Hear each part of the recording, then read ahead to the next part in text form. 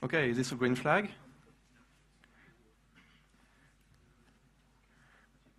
All right, let's start then. Welcome to this session about firmware analysis. It's exactly reverse engineering. And I want to explain here not exactly how to extract information from a blob of data like a firmware image from A to Z, but to present a methodology on how to proceed and how I feel like it should be done. So first, a word about me. As said, I work for a security company in Germany, and I do mostly source code audits, even though I'm also quite fond of network penetration testing and the regular security stuff. And I like to code for open source projects in my spare time, which also means coding for my security team, Uberwall, which presents here the joint efforts for this matter. So what's the plan? Well, basically, this is not going to be very informative because just like your first impression with some data, I want you to feel like what the heck this is. So first, I think we need to have a global look. And how does it look? We're going to focus on firmwares likely to host an operating system. So I'm not going to talk about drivers, wireless drivers, or the like. And I assume you know how to obtain the firmware you want to obtain. You can read your documentation. You can look for undocumented features of your management interfaces, for instance. Just use imagination, you are hackers, and I continue for doing that. You can also check the vendors' websites extensively, check for unadvertised FTP servers or anything that can deliver files in a way or another. So what I expect to do when I read data is encoding. What I mean is data, the same data can be represented in an infinite number of different ways, which I call here presentation, just like your regular network ISO layer model. And it can be as well compressed and otherwise extracted in any way, such as via a bootloader or any compression algorithm that's doing the job. And I'm going to also talk about file systems, because it's just yet another archiving format. You can just consider file systems to host another number of files and proceed. So about encoding, don't expect anything. I mean, we use ASCII all the time, and it's well-known extensions, but it may as well be anything else. Why not EBCDIC, for instance? If you are reading some IBM software or anything historical or hyped, it may as well be anything. And to prove my point, I will show you how to read ASCII armored data, which is basically another data, but which means something else. So it's the first step. I think UEncode is a good way to illustrate this point, but I will start with X6encode algorithm, which is almost the same, as you will see, but still quite simple to grasp. So to encode data into X6encode, you would group your original data by 3 bytes. If you have not enough bytes, you just consider it zeros. And you split these groups into 4 6-bit numbers. So you can have 4 numbers up to 64, because 2 to the power of 6 is 64. And you do a simple table substitution, with these letters. So say you have the first byte, which is 0. You have a plus. You have the next byte, which is 42 in decimal here. You have an E. And to decrypt it, you just do the opposite. If you have VWXY, it means the original is 59, 60, 61, 62, and then you pack it into groups of 3 bytes instead of groups of 6 bytes, 6 bits, because a byte is 8 bits, as you may know. uEncode now, it's exactly the same, except it's faster because the substitution table is quite handily the exact same order as seen is the ASCII standard. So it's faster, and if you want to have a concrete example on where you may encounter this format, if you have some ARM test boards, you will most likely have software uploading the firmware using this encoding. So if you intercept it in any way, or if you get it encoded this way, that's the way to decrypt it. For instance, uEncode encoding goes like this, and you can even have more information than just the encoding. Usually you have the string begin, a permission number, a file name, and then a string end. So you can recognize directly if it's official uEncode format. Now, base64, it's exactly the same, except the character sets vary. So there are lots of implementations using this kind of algorithms. One of them is MIME, which is commonly seen in your mail.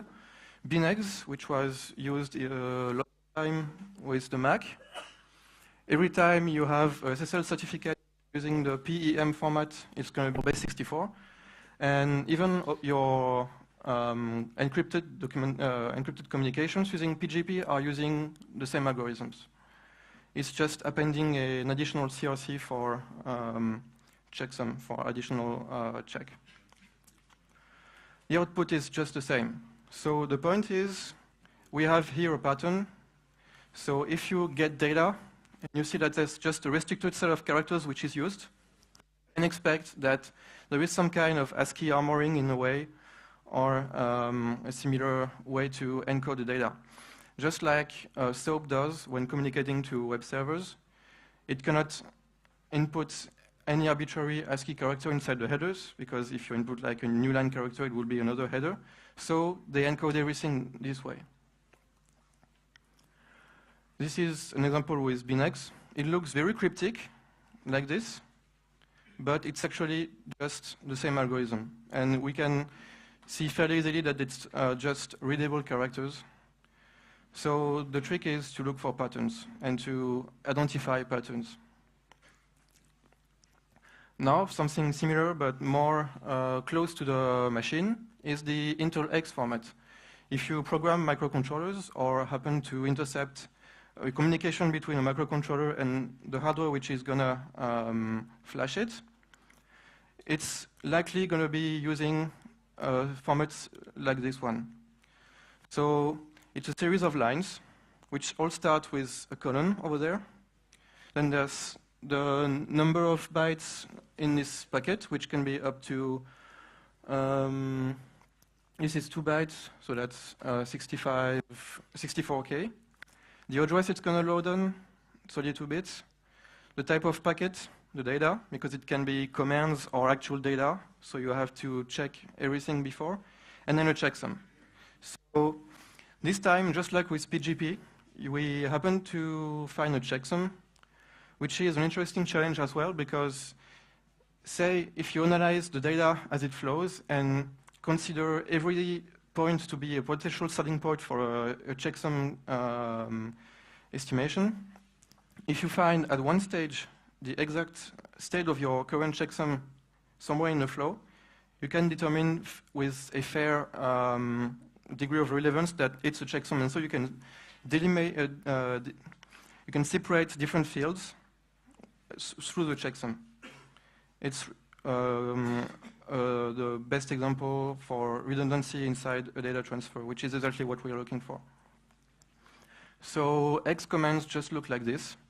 It's using an even more restricted character set, which means it's even less efficient, but it's easier to read for the microcontroller, and you want it to be uploaded in a safe way. So, of course, a checksum is needed, but it's also going to help us. Now, compression. It's just looking, it's the same principle. Data is encoded in a way or in the other. But what we can also interpret from compression formats is signatures. Not necessarily signatures from the compression patterns, but signatures from the file formats themselves. So if we take, for instance, gzip, which is used a lot in network transfers as files directly, you have the standard in the RFC 1952, and any gzip file always starts with the same sequence. It's hexadecimal 1F8B, which is a bit short for our purpose. So we're going to have lots of false positives. So you actually also want to check the rest, which is not static, but fairly easy to interpret. It's like a fixed size structure, giving you first here, this is 1 byte with the magic. So it's going to be 1F8B.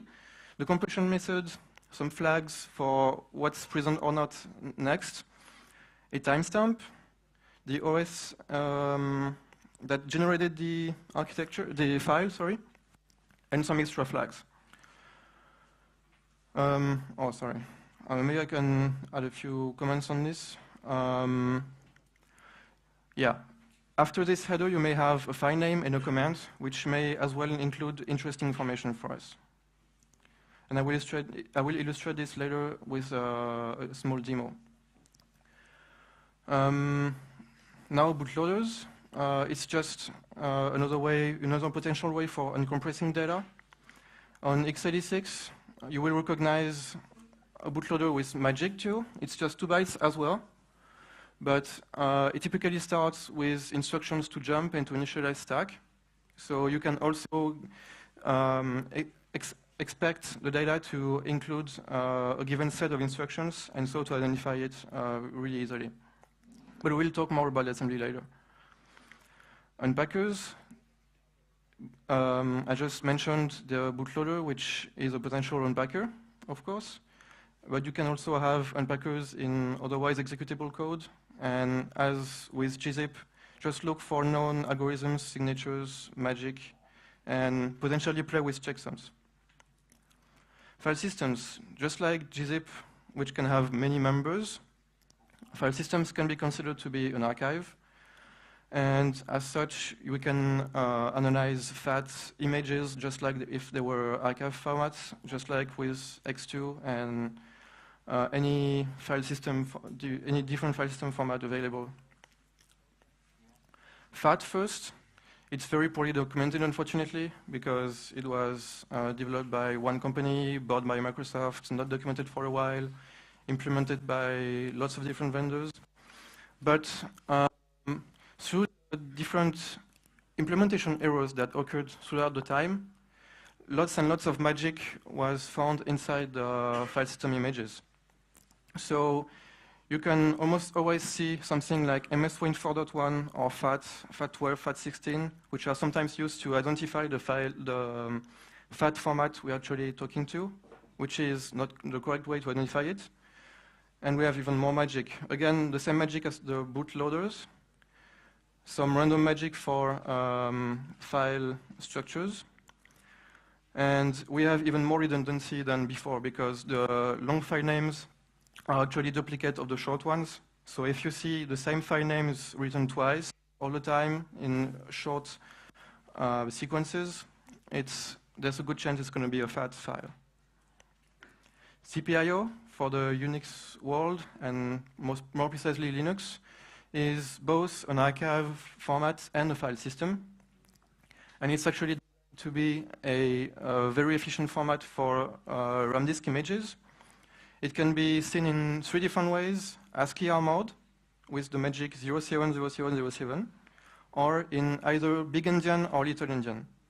So you have to interpret it in either of these 3 ways. So you have to first identify in which way it's encoded. But for the rest, it looks just like a stat structure.